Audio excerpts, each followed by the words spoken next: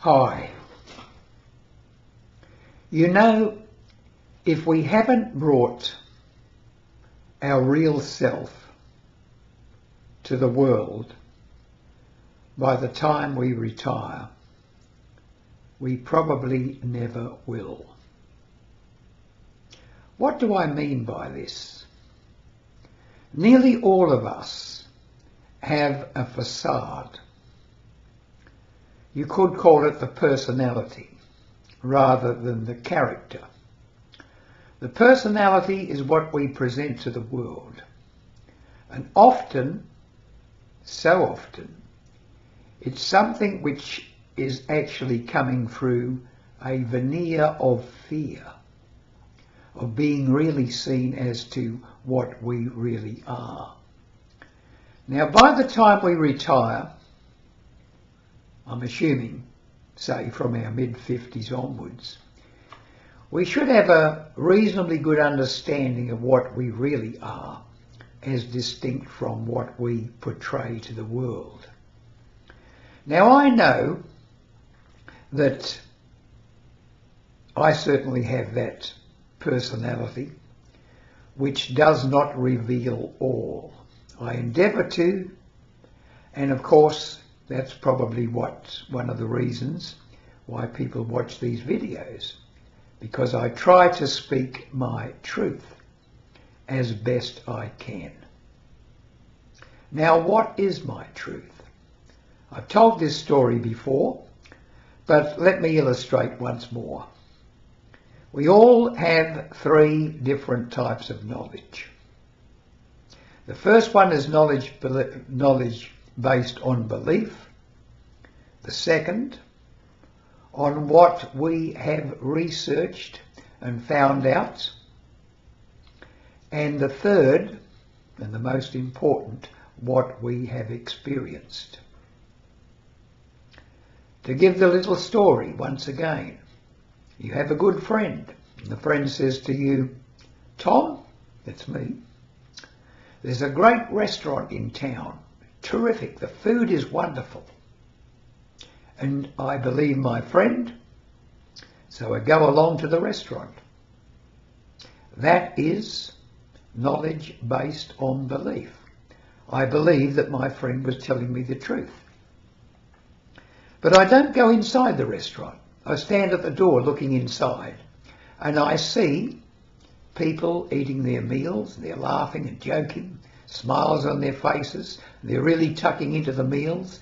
I see the waiters bringing out huge platters of food, looks really scrumptious. This is knowledge based on observation and research. But I still don't really know the truth.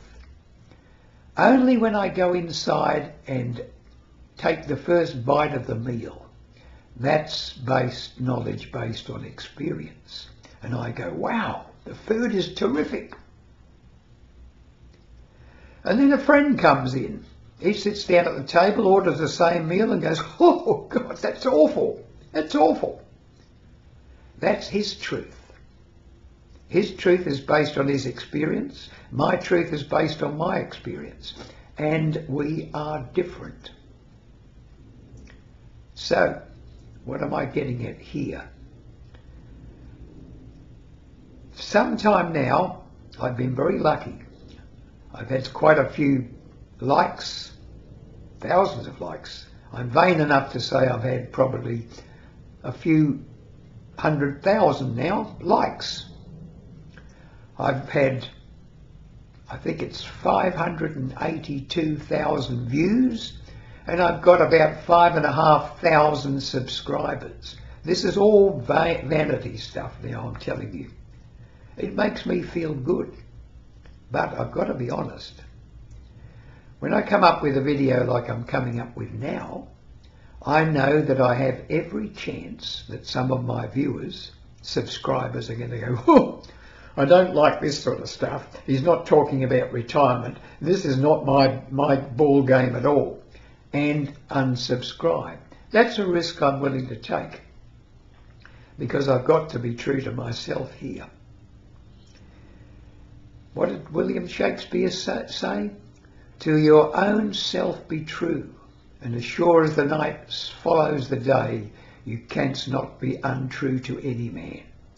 And that's what I'm endeavouring to try to do here when I talk about myself.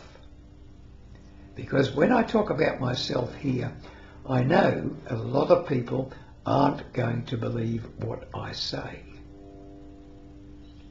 This will be their belief.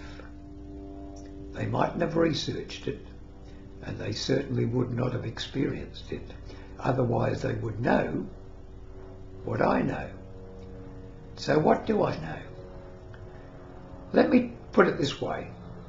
I started delving into self-knowledge and self-understanding probably from about my mid-30s onwards, and I'm now 88. So I've done this for a long time, looking at what I am. And obviously what I've discovered would apply to you as well. Now, way back in 1968, late 1968, I was introduced to the subject of automatic writing, which I developed, and then I became very good at automatic writing. And I've written many books on the subject. So what is automatic writing? Automatic writing is communicating with spirits who are no longer with us, including our own spiritual guides. And this is what I'm telling you here. We all have access to spiritual guidance.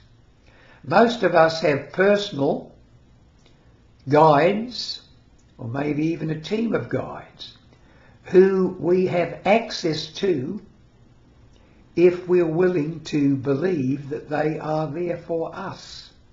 If we close ourselves down and say, no, all I am is a body with a mind, with a brain, and the brain thinks, then you've really put a terrific big boundary or wall between you and what's real. Because we are far more than our bodies, far more than our minds. Our minds and our bodies are our tools of trade, so to speak. They're there for us to use. Our physical body is a process. A process. It's coming into being and going out of being at a terrific rate. It's just vibration. But I don't want to get away from that too much. The other thing I've been doing for many years now, 38 years. 38 years I've been into Vipassana meditation, twice daily. I've done 14 10-day retreats in places in total silence. Why am I telling you this? I'm telling you this because as a retiree, if you haven't started to look at your own life in a philosophical way and think, what am I? What am I here for? Is there a purpose to my life? Or am I just bumbling on? Do I come from nothing and go to nothing? You need to work out a life philosophy, a sense of purpose, a sense of being. Once you've got that, when you reach retirement, you'll have something to really live for. Your own specific gifts and purpose, what you can give to the world whilst you have time left. You have the wisdom of years behind you now. Life experience. Experiences that the young people haven't had yet. And you can help them if you want to. And if you believe that you are a spiritual being, rather than just a bag of bones which is going to fall to dust when the life which you are leaves the body.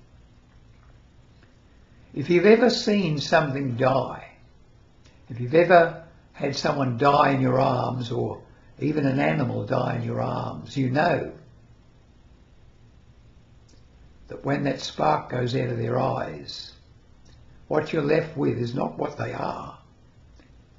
That was just the container. Life has to be contained in some form if we are to experience life. Without a body, we don't experience life on the earthly plane. But I think I've said enough here. I hope that as a retiree, you do think very carefully about your life. All the time that's passed, have you developed as a person? Have you improved? Have you become better? Have you become more loving? And becoming loving is very important, because love is really all there is.